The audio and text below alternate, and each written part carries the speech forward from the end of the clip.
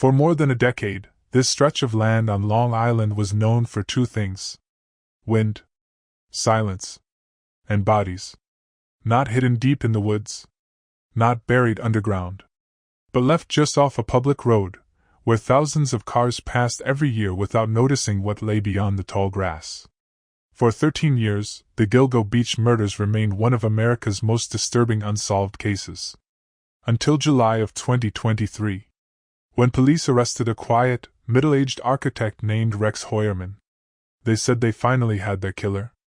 But the truth is more complicated than a single arrest. This case is far from finished. Some victims are officially connected. Some are not. Some questions have answers. Others may never get them. This story is not about speculation or internet theories. It is about reconstruction. Careful. Chronological. Honest. What is known? What is alleged? And what still remains unresolved? This is the story of Gilgo Beach. In the spring of 2010, Long Island looked much like it always had. Beach communities were preparing for summer, and life moved at a steady, familiar pace. But beneath that surface normalcy, a series of disappearances had already begun to quietly accumulate.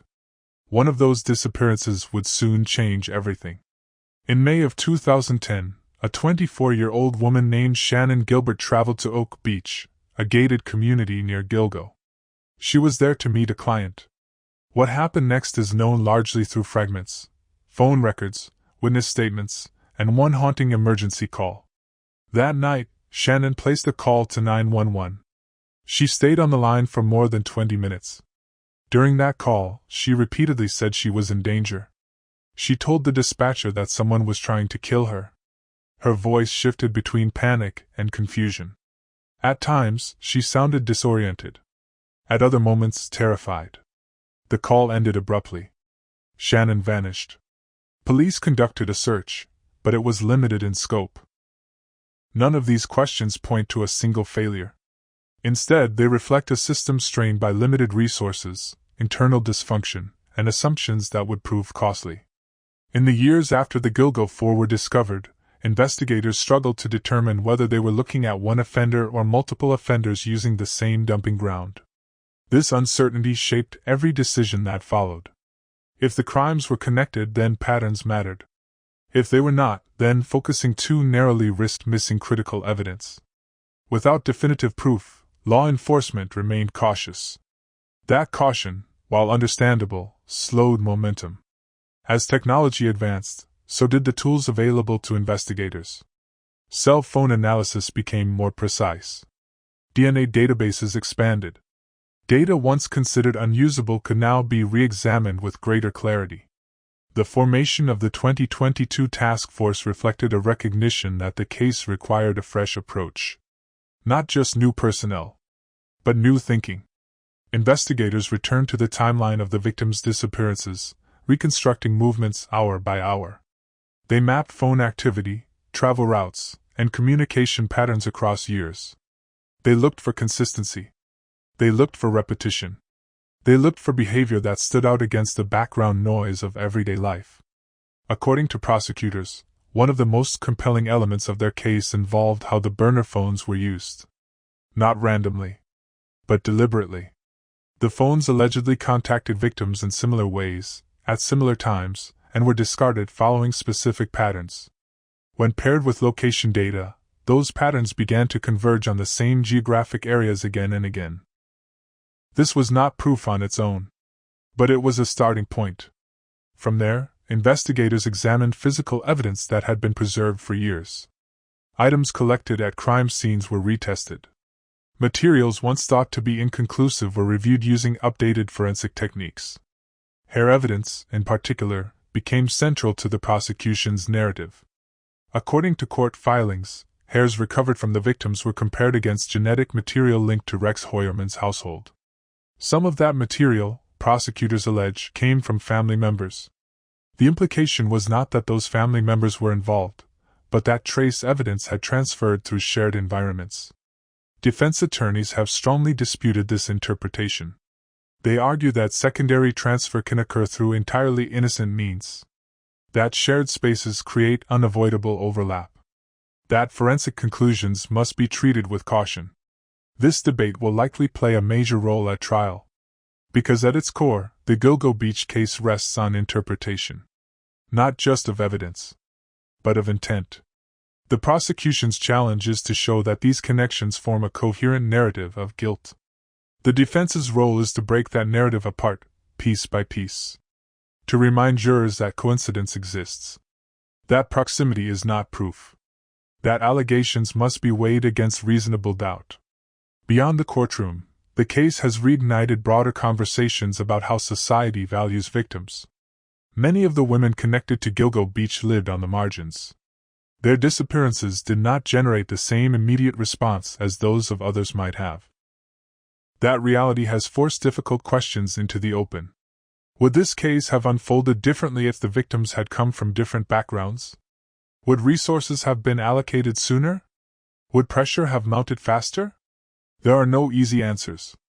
But the questions themselves matter, because they speak to patterns that extend far beyond a single case.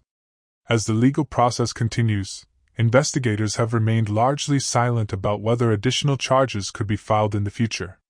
They have not ruled it out. But they have not promised it either. This silence has fueled speculation about the unidentified victims and those not currently included in the charges. The toddler found along Ocean Parkway. The unidentified man. The woman dressed in men's clothing. Their stories remain incomplete. Their identities, in some cases, unknown. For their families, if they exist and are still searching, the arrest of Rex Hoyerman may bring renewed hope. Or renewed pain. Because an arrest does not guarantee answers. It only reopens the door. As the months pass, the case advances slowly through motions and hearings. Legal arguments are refined. Evidence is scrutinized. Timelines are challenged. This is not the dramatic confrontation many imagine when they think of justice. It is procedural, deliberate, often invisible. But it is where outcomes are decided. Whether the prosecution can prove its case.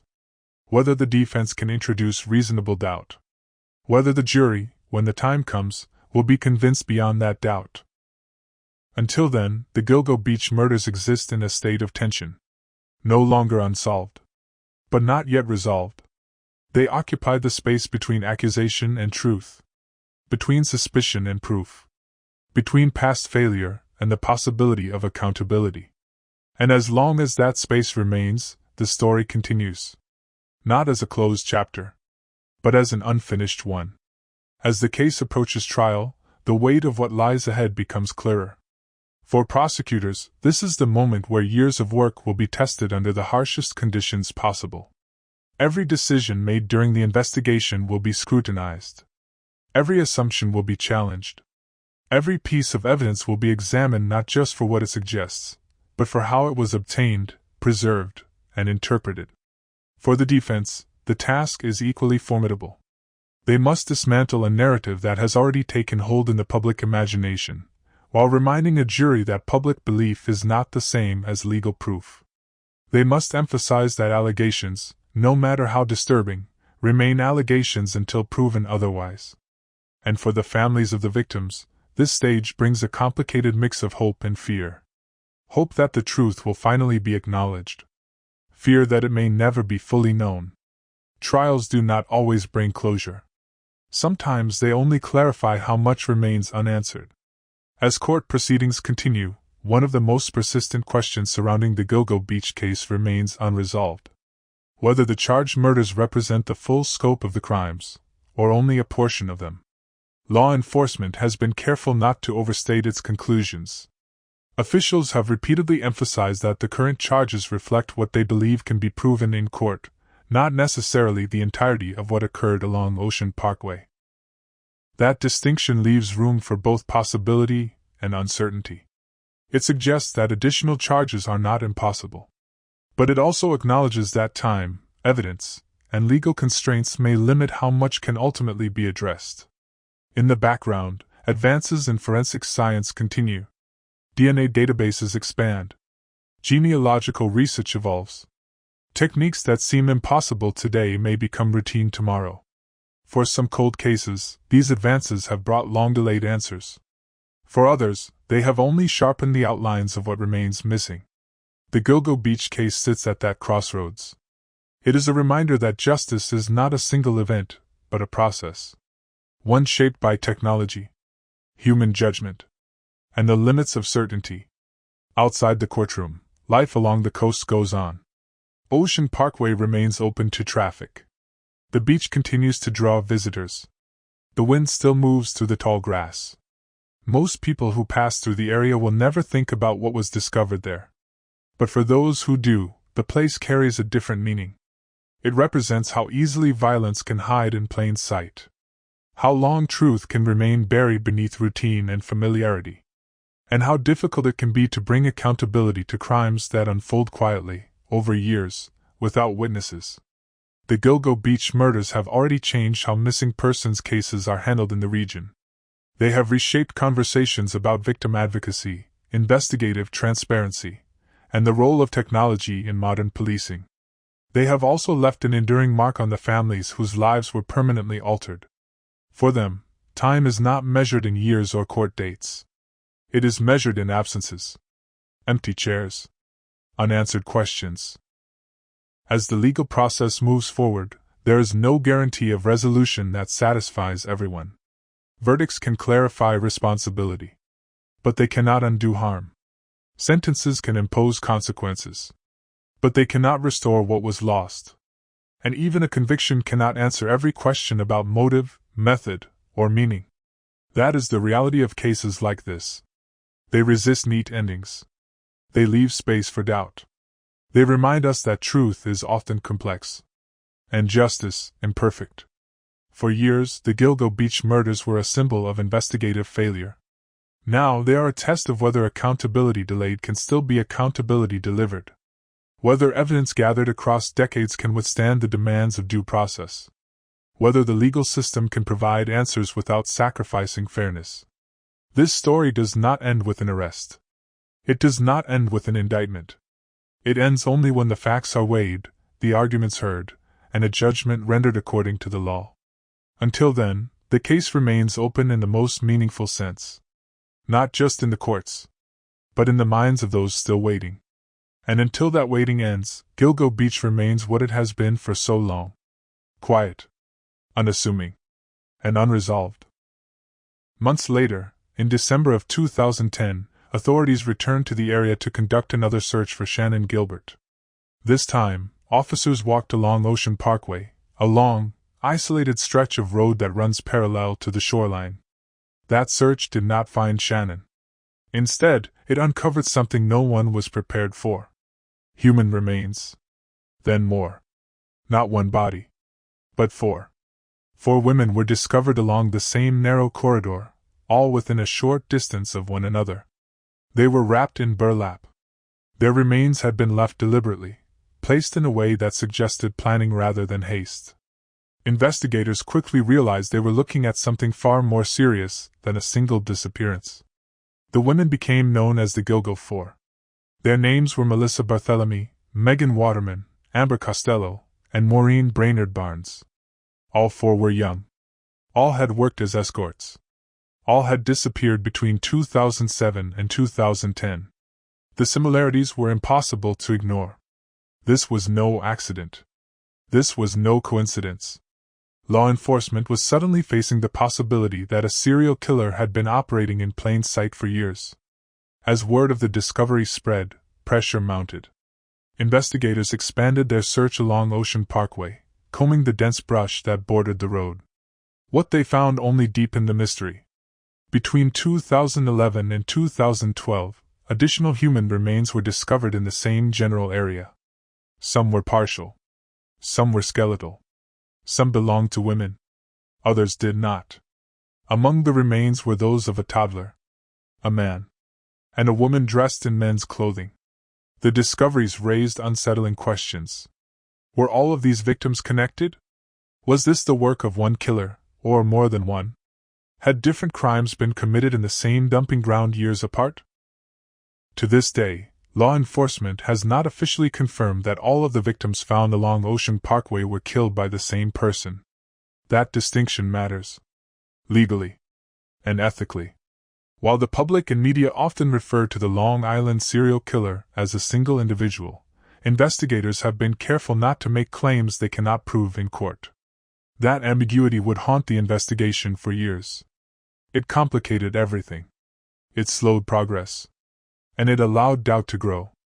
As the case dragged on, criticism began to surface, not just about the killer, but about the investigation itself. For more than a decade, the Gilgo Beach case stagnated. Leads went cold. Witnesses moved on. Public interest faded and returned in waves. Behind the scenes, the Suffolk County Police Department faced its own turmoil. Leadership changed hands. Jurisdictional disputes emerged. Internal problems unrelated to the murders damaged public trust and created an atmosphere of skepticism. Families of the victims grew frustrated. Some accused authorities of not treating the case with urgency because the victims were sex workers. That accusation followed the investigation for years and became one of its most enduring criticisms. Whether fair or not, the perception mattered.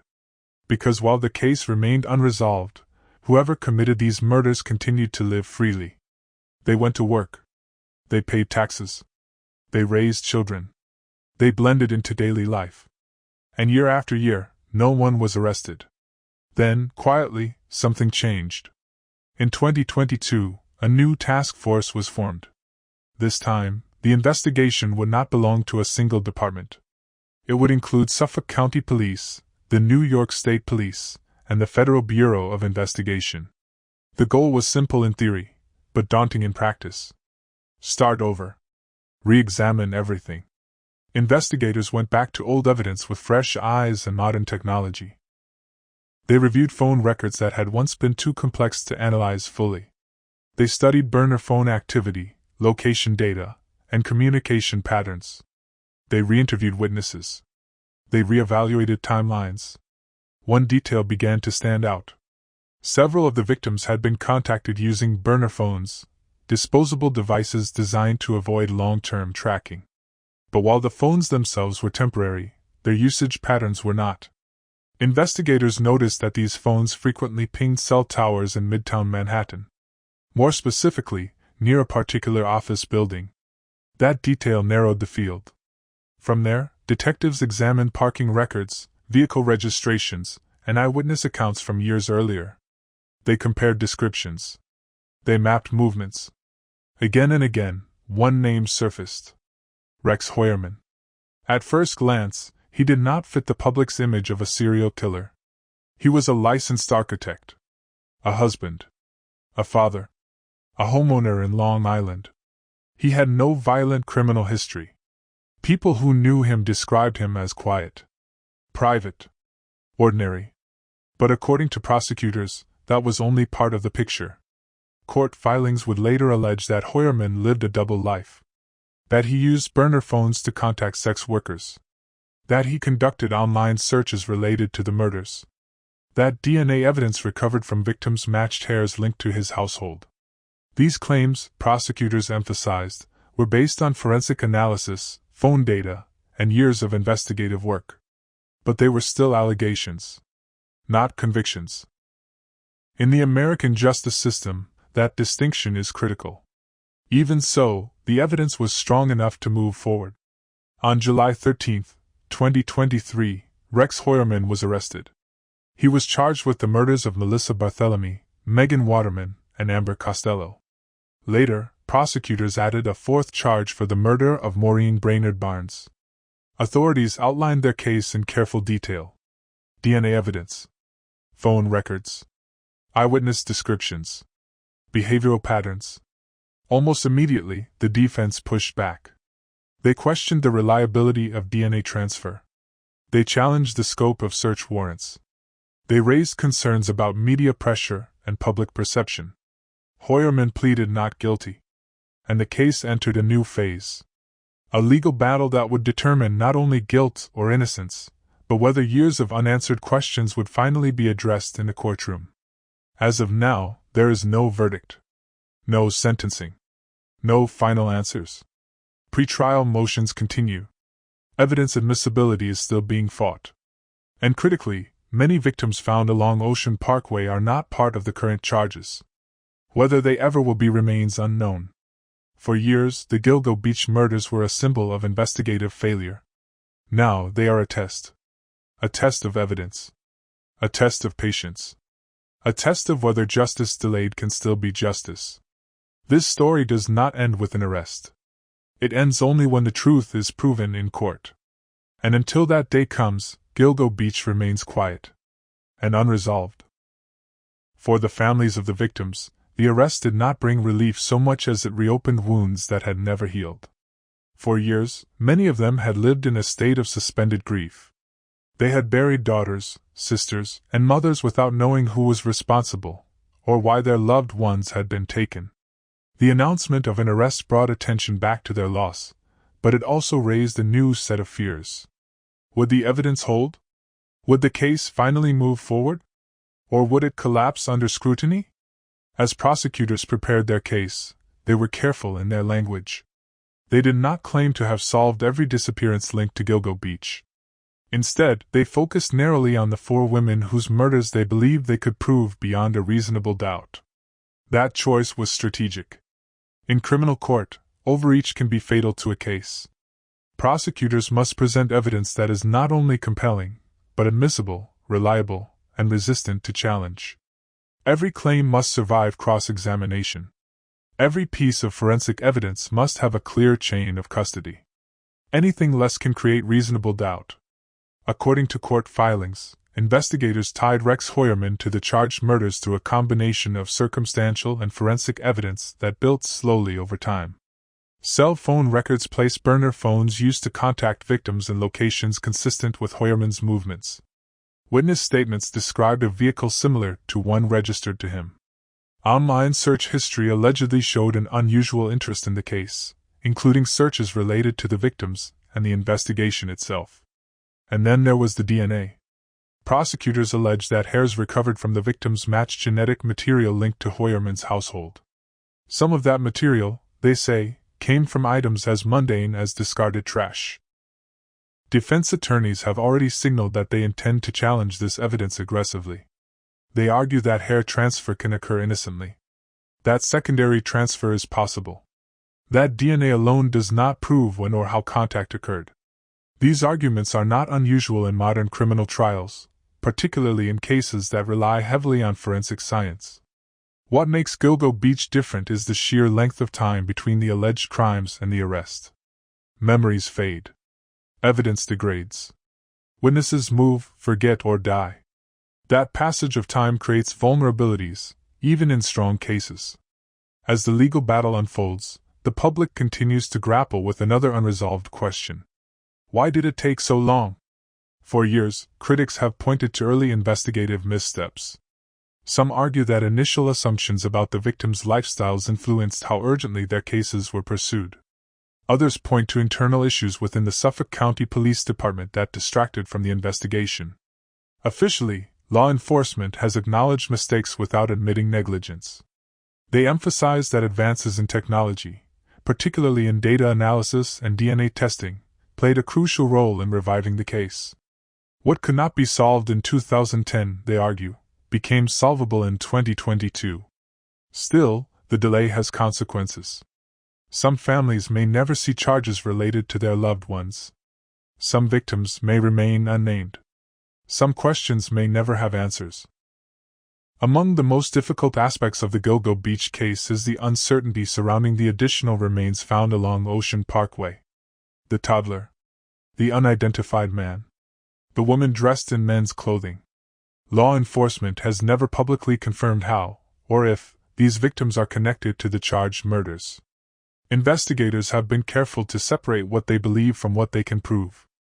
That caution, while legally necessary, has left the public with an incomplete picture.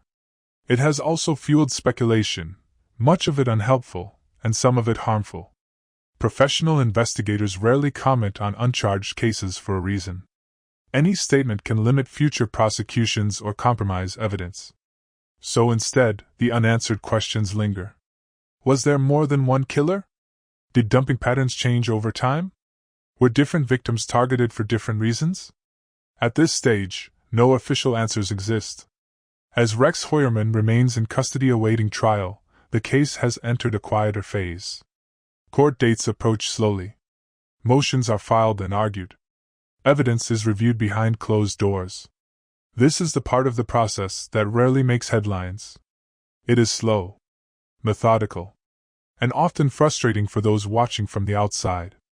But it is also where cases are won or lost. Every legal argument matters. Every ruling shapes what a jury will ultimately hear. And every delay adds to the emotional weight carried by the families involved. For the prosecution, the challenge is to present a narrative that is clear, focused, and supported by evidence strong enough to withstand doubt. For the defense, the task is to question that narrative at every turn, to highlight gaps, to challenge assumptions, to remind jurors that suspicion is not proof. This tension lies at the heart of the justice system. It is what separates accusation from conviction. And it is why the Gilgo Beach case, even after an arrest, remains unresolved. Outside the courtroom, the landscape has not changed. Ocean Parkway still stretches along the coast. Cars still pass by. The wind still moves through the tall grass. To most people, it looks like any other road.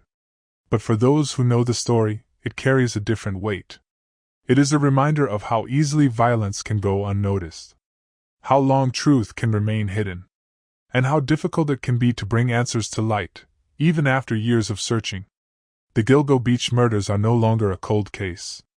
But they are not yet a solved one either. They exist in between, waiting. As the case moved deeper into the legal system, another reality became impossible to ignore.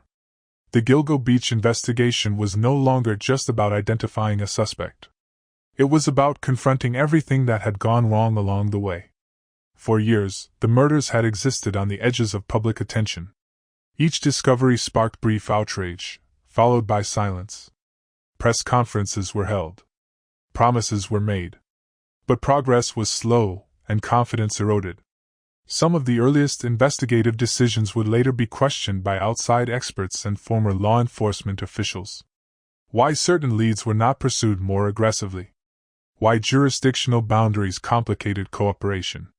Why communication with victims' families was inconsistent.